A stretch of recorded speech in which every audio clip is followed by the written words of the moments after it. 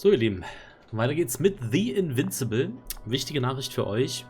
Heute ist ja Sonntag und da habe ich gute Nachrichten für euch. Ab morgen seht ihr The Invincible täglich um 18 Uhr. Bisher war es ja mal im Zweitagesrhythmus, jetzt machen wir täglich. Warum das bisher nicht so war, ich habe das ziemlich am Ende des Tages aufgenommen, vorm Schlafengehen am Sonntag. Deswegen hatte ich einfach nicht mehr Zeit, sonst hätte ich euch die ganze Woche schon versorgt. Aber ab heute ist die Trauerzeit vorbei, Freunde. Ihr seht The Invincible bis zum Finale, wann auch immer das kommt, dann täglich. Okay, so, immer noch auf der Suche nach Dr. Gorsky. Da fragt mich mal, meine Arbeitswoche liegt hinter mir.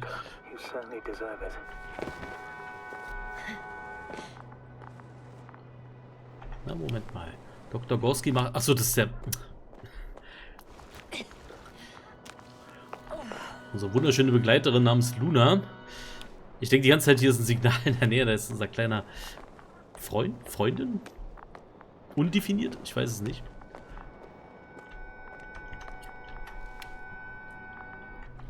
Ich habe übrigens versucht zurückzugehen, damit wir die anderen 2 Punkte hier nachträglich eintragen, aber das ging nicht. Ich konnte jetzt nicht mehr über die Felsspalte zurückspringen. Also haben wir jetzt Punkt 1 und Punkt 3 haben wir halt leider nicht. Die wären dann halt hier. Und wo war was war das andere? Er hatte ja eigentlich 3 markiert. Keine Ahnung, warum er das hier nicht eingeschrieben hat. Aber gut. Egal. Okay.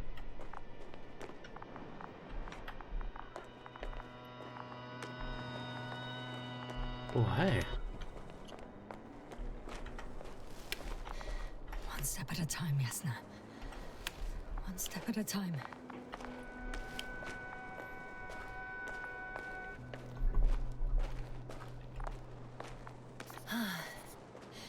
I've reached the top. The doctor discovers something new from here. Something he called bushes. Huh. I've heard that term before. In their conversations between Koval and Gorsky. No, Yasna. You're the one who reported it to me. What? Right after you landed. Seriously? Well, I don't see anything like it now, sir.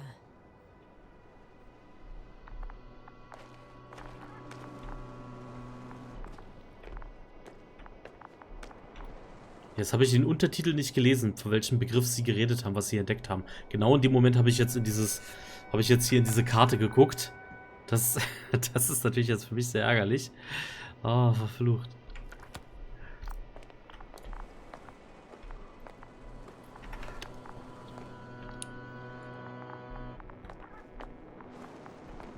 Wait. Huh? Koval noted down the parameters. Punkt 5. Azimuth 350. Distance 200 meters. Copy that. I'm sending the probe.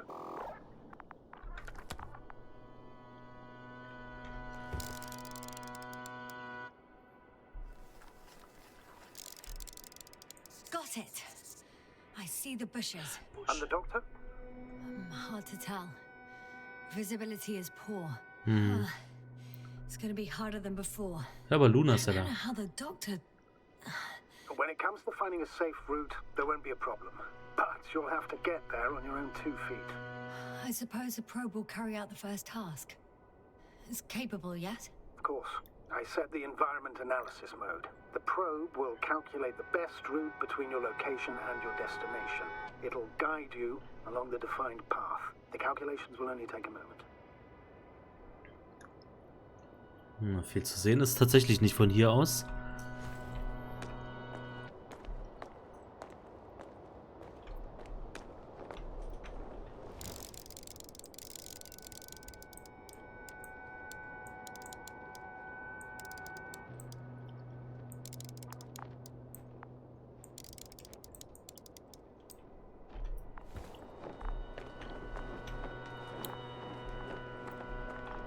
Ah, da bist du ja schon. Hi, Luna. Lead the way.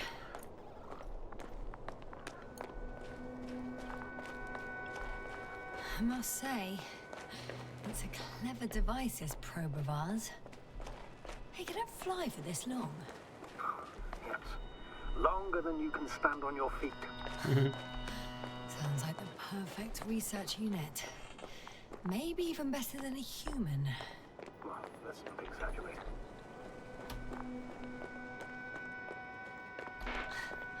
Of course, I wasn't being serious. However helpful they may be, they're still just tools in the hand of man, often faulty. Menschen auch. So ist es nicht. Aber ja, Maschinen sollten Werkzeuge bleiben.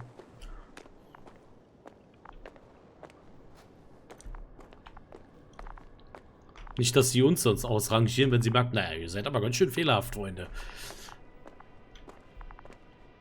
Und ständig konfliktbereit.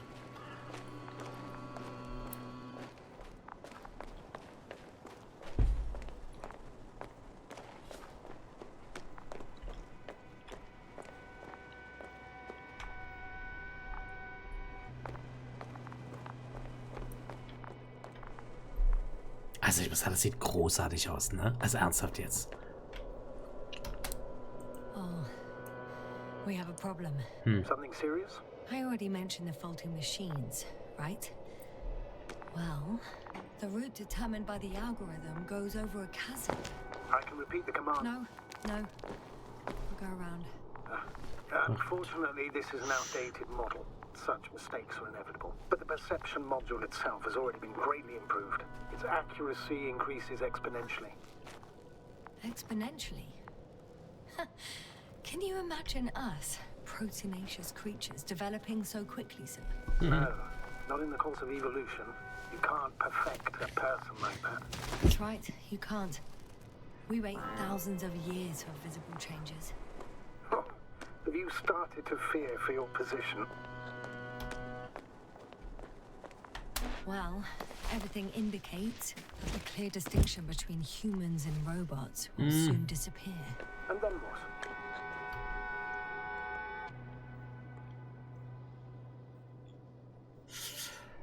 Die Maschinen werden ihre Rechte bekommen? Ja, das ist die Frage, ne? Da sind wir natürlich dann schon sehr weit in die Zukunft gesprungen. Aber wenn die irgendwann ein eigenes Bewusstsein haben, dann musst du natürlich auch darüber sprechen, denen Rechte zu geben, weil was unterscheidet sie dann, ne? Das Material, das Ausgangsmaterial, das spielt ja nun keine Rolle, ob jetzt organisch oder mechanisch. Aber wenn du ein eigenes Bewusstsein hast, dann finde ich schon, dass man Anspruch dann halt auch auf Rechte hat. Oh, it'll be fine at first. We'll feel more powerful than ever. And they, by becoming more human-like, will blend into our society. The boundaries will disappear. They will be granted their rights and given a voice. Zwangsläufig, ja. With humans. You know what, Doctor? That sounds like some blasted science fiction. One in which I definitely don't want to live. Shh. Astrogator, can you hear that? What am I supposed to be hearing? That's the point. Nothing. Silence. We're talking about robots, and Dr. Gorsky still hasn't spoken on the channel. No. He must be a long way from here.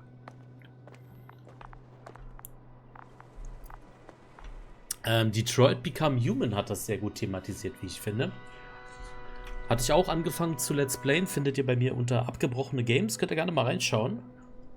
Hat leider von den Zuschauern leider keinen interessiert, deswegen habe ich es dann abgebrochen, aber das hat das meiner Meinung nach sehr, sehr, sehr gut thematisiert. Genau dieses Thema, wenn wir da irgendwann hinkommen sollten, wovon ich fest ausgehe. Weil genau diese Grenzen halt eigentlich nicht mehr da sind. Man sich wirklich die Frage stellen muss, ist das jetzt einfach nur noch ein Ding?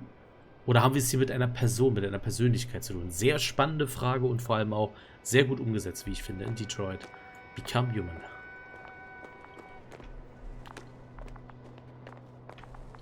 Was sagt der Tracker eigentlich?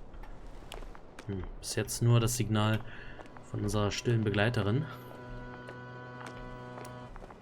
Time seems to be slipping through my fingers like sand. So much sand. You sound tired, Yasna. Because I am tired, Astrogator.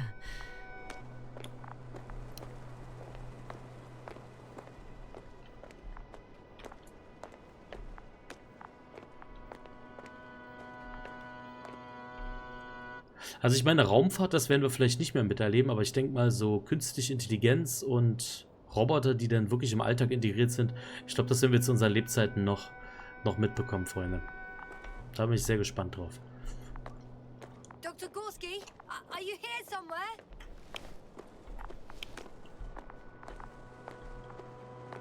Was ist das denn? Dieses Wabern. Kein Wabern, irgendwelche Partikel.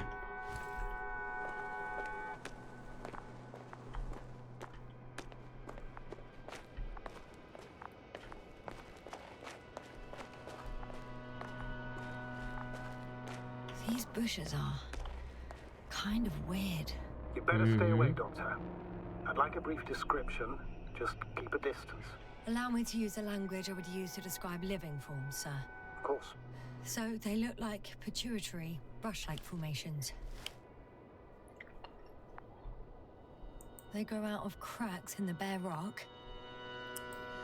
They're high, more or less, from 1 to several meters.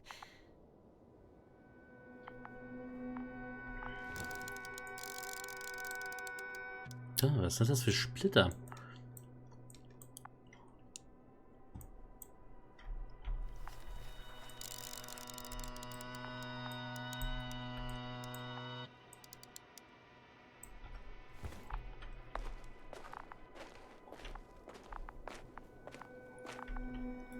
They can be singular, though in some locations they create a uniform thicket that covers the walls of the ravine in a rusty brush-like layer.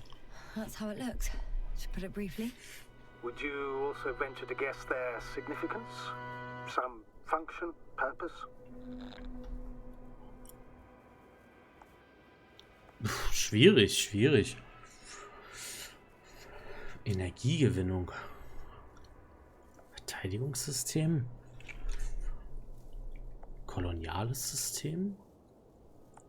Staying on the topic of biological analogies, these bushes remind me of corals. Ja. In a purely visual category.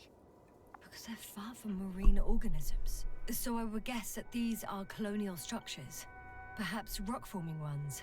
However, their main structure has nothing to do with corals. No noticeable mesenchymal tissues. No nidocyst, matocyst, or spirocyst. No visible oral discs. Yeah, all right, Doctor. I didn't ask for a marine biology lecture.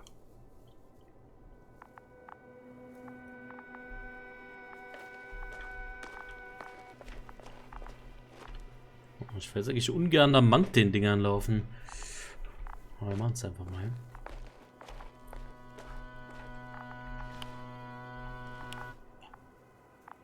Wieso bleibst du da? Achso, ja gut, sie sollte uns ja bloß zu unserem Ziel bringen. Oh Gott.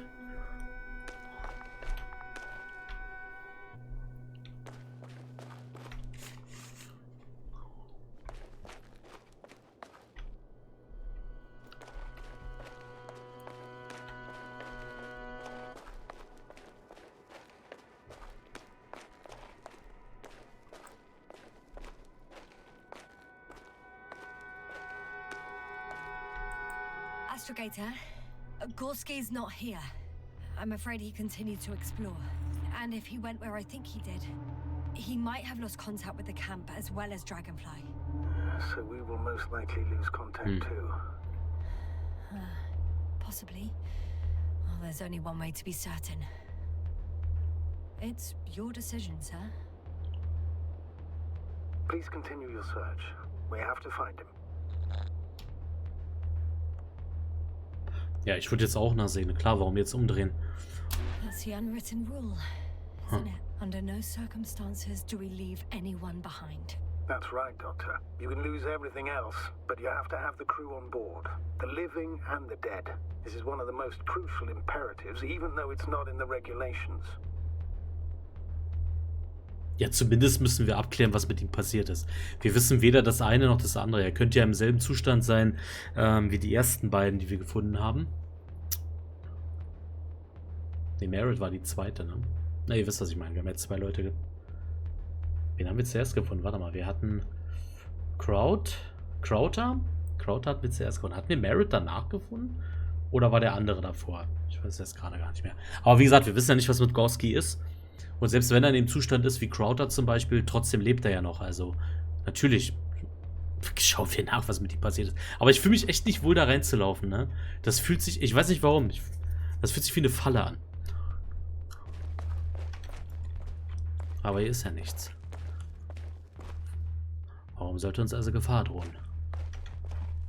Kann man nicht diese kleine Sonde als Funkbarke benutzen? Quasi als Verstärker, als Relais? Whilst traversing this planet, I'm becoming more and more convinced that what I know is not the same as what exists. What can exist. I must admit it's an interesting thought. And quite disturbing.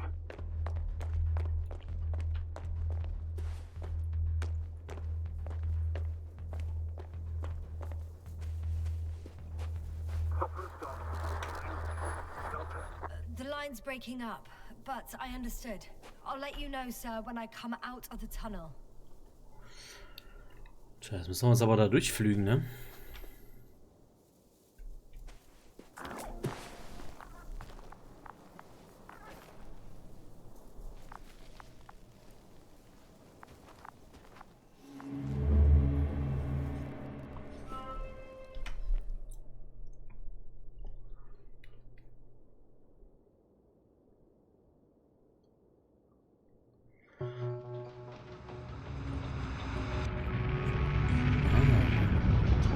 Unsere Landung.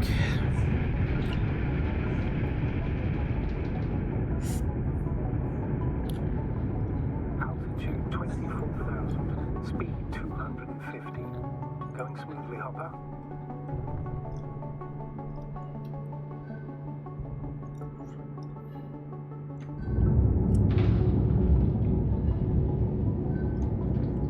Already at 12,000. Throttle down. 30 seconds till touchdown. Everything's looking good. Over? Roger that.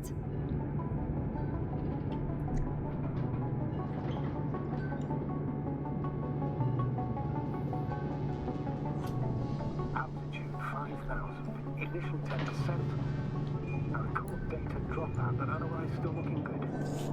Entering final set. Copy. Entering final.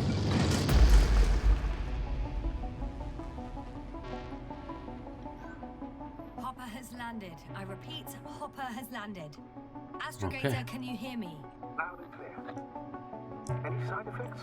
Landing wasn't too hard on you? All good. Spine still in one piece. No signs of overstrain. Not even shortness of breath. Perfect. Hopefully the hike to camp goes just as smoothly.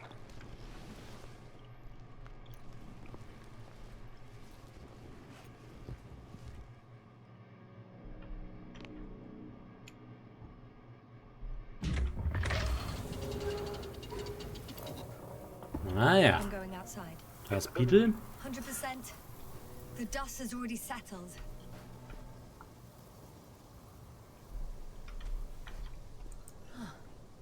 I've located the second lander. Our people are still on this planet. Ah, very good. I was afraid they might try to fly off, which wouldn't... Sir, something's wrong. What is it? The hatch is half open.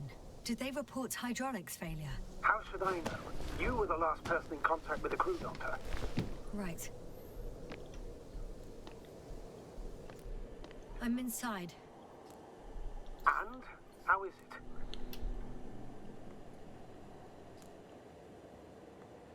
Even if they wanted to, they couldn't go back to Dragonfly. Their lander looks damaged, to put it mildly. Or more accurately, it seems like a storm has passed through it. Understood. I mean, I don't understand how it happened. But that means... Hopper is the only vehicle that can take us home. Affirmative. Right. Well, then we can't afford another mistake. I'm taking the lander into orbit. I'll send it directly to the camp as soon as we find a suitable landing zone.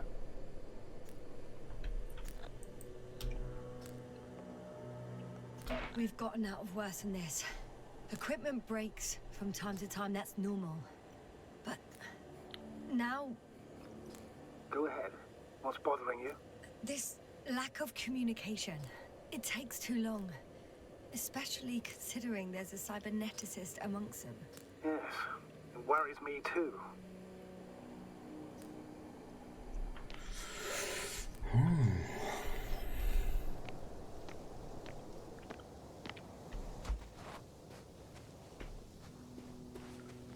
als Buchleser bin ich sehr gespannt, ob wir auch parallel zum Buch hier was erleben oder ob wirklich unser Abenteuer vorher schon endet.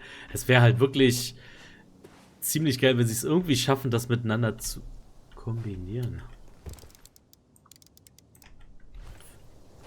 Ich sehe schon Gespenster.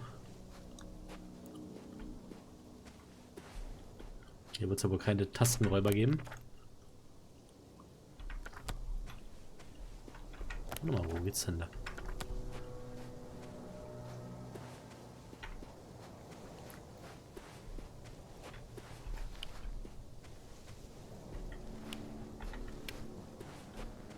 I have a feeling we're in the dark.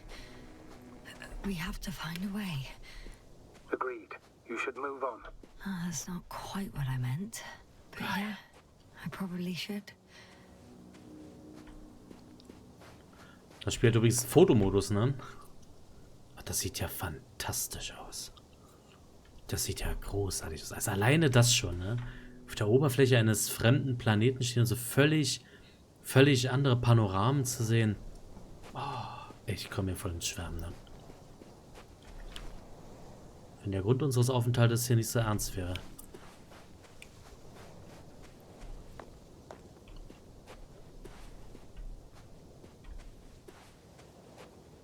Da. Wahnsinn. Whoa. Damn. You are right, Cobble. It's beautiful here. Aber wirklich.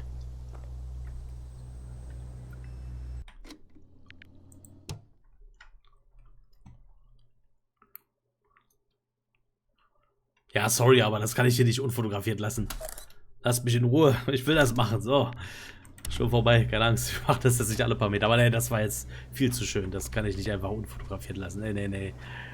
Nee, nee, das ist großartig.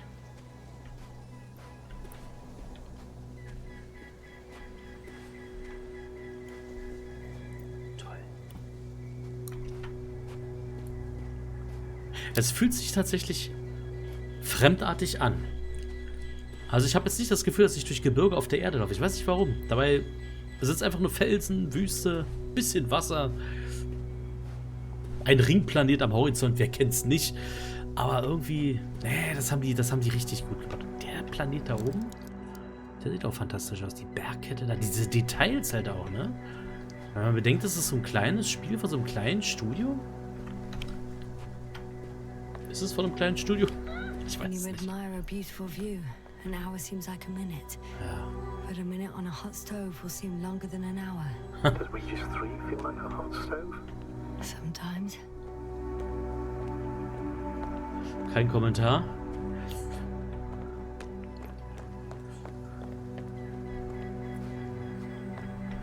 Ist Regis III eine Herdplatte? Wir Buchleser wissen's. Oh, nice. Toll. Na, guck mal an. Aha. Feldflagge.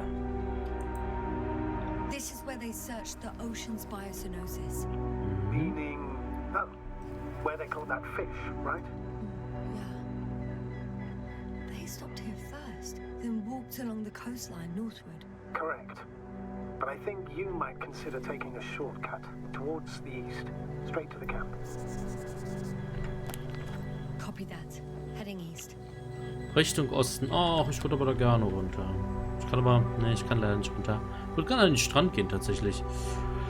Die Zeit hätte ich mir genommen. Ja gut, dann geht's halt ostwärts.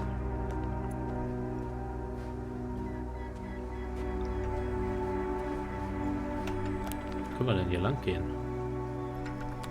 Nur durch diese Schlucht hier. They stopped for a break. How do you know? Are there any signs of the crew? Some slob left litter here. Had no respect for an alien ecosystem. Allerdings. What kind of litter? Cigarette butt? A crumpled pack? Oh, taking off the helmet for no good reason. Risk of igniting a dusty atmosphere. Irresponsible spreading of DNA. Compared to this, the damage of an already extinct ecosystem is basically a negligible issue. Security procedures exist for humans. The rule of integrity is for the sake of everything alien to us. We shouldn't place one above the other. Yasna, the mission and the safety of our people have the highest priority. Always. Na, Moment. Ich wollte gerade sagen, also hallo. Always? Are we really that self-righteous? Of course, Doctor. We must be the most important to ourselves.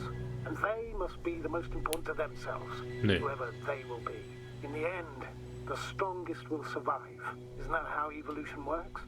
Not in a biological sense, Astrogator. Besides, I'm not convinced if we should interfere with everything alien to us just because we can. Doctor, interference is at the heart of human nature. Man would still be a monkey if he'd only looked at trees instead of cutting them down. Yes, we have a nasty nature. I can't argue with that. Ja, aber Maß ist immer sehr wichtig. Also da kann ich ihm wirklich nicht einfach so zustimmen. Da hat sie vollkommen recht. Man muss natürlich auch die Waage halten und vor allem das Maß. Freunde, wir können nicht immer mit weit geöffneter Hose hier einfach auf fremden Planeten herumstolzieren. Bitte verzeiht diesen Vergleich. Das erinnert mich an Firewatch, wo die Teenies da den ganzen Müll hinterlassen haben. Wollt ihr das eigentlich auch sehen? Weil Firewatch geht ja auch so... Also vom Spielgefühl ähnelt das dem sehr. Aber bleiben wir mal hier. Also wie gesagt, da bin ich überhaupt nicht seiner Meinung. Gerade wenn man auf einem fremden Planeten ist, da kannst du da nicht hinkommen. So als ob du hier der King des Berges bist. Ja, hallo. Demut ist immer angebracht, wenn du in einer fremden Umgebung bist. Ganz klare Sache. Ah, rechts oder links, was Glück bringt. Das sieht einladend aus, das gehen wir mal hier lang.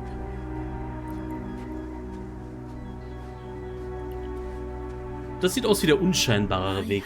The difference between past, present and future is nothing but a persistent illusion. That's a quote, right? Yeah. I'm not sure why it came to mind.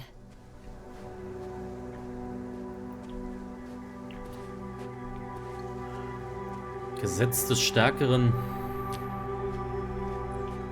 Lieber Astrogator, denk an unsere Vergangenheit, das 21. Jahrhundert. Das hat sehr viel Leid gebracht. Wenn einer der Meinung war, ich habe den größeren Stock, also bestimme ich hier die Regeln.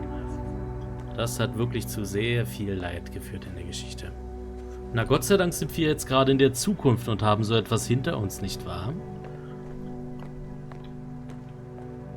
Oh, ich liebe es, wenn so eine Spiele philosophisch werden. Das ist ja großartig. Can you please confirm that I'm on the correct route? Yes, I confirm. This rate will reach the camp within an hour. Also da muss ich widersprechen. Bei dem Lauftempo meiner Spielfigur erreicht ich das Lager in 2 Tagen.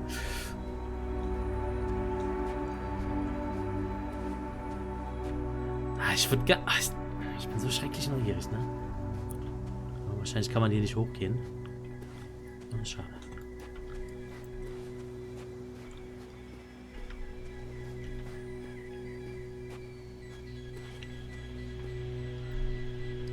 Also wenn in der Raumfahrt irgendwann mal eine Stelle frei wird für einfach nur Rumlaufer und Rumgucker, ich melde mich. Toll.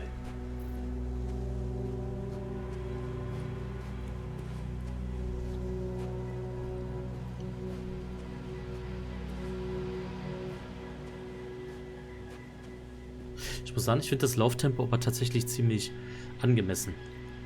Ich meine, wenn du in einer fremden Umgebung bist, dann läufst du da nicht einfach so, als ob du gerade zur Arbeit gehst oder zum Einkaufen. What now?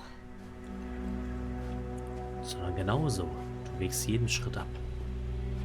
Wäre das der andere Weg? Nee. Was ist dieser Weg hier unten? Das macht mich jetzt... Seht euch das mal an. Hier ist ein kompletter Weg, den wir nicht gegangen sind. Aber es sieht aus, als ob hier eine Abzweigung gleich kommt. Wir sind am Folgenende. Passt mal auf. Wir machen mal Folgendes, damit wir beide Wege gesehen haben in der nächsten Folge. Wir sehen uns hier wieder in der nächsten Folge. Und dann gehen wir den Weg hier runter. Weil das sieht so aus, als ob sieht das so ganz leicht. Ich weiß nicht, ob das verpixelte YouTube-Render das nicht kaputt gerendert hat. Aber sonst seht ihr hier so, hier geht's so rein. Das wird in die Verbindung sein. Ich will alles sehen. Vielleicht liegt da irgendwas, irgendwelcher Müll. Und deswegen. Also, Deswegen, ihr verpasst nichts. Ich laufe denselben Weg zurück. Und wir fangen hier an. Alles Unbekannte nehmen wir zusammen mit. Und ihr müsst nicht lange warten. Diesmal nicht 2 Tage warten. Morgen geht es bereits weiter. 18 Uhr. The Invincible. Ab sofort täglich. Bis zur letzten Folge, Leute. Vielen Dank. Ja, ja. Oh, there's no time. Ich sollte weiterfliegen? Na, fliegen tun wir hier nicht. Okay, also, bis zum nächsten Mal. Tschüss.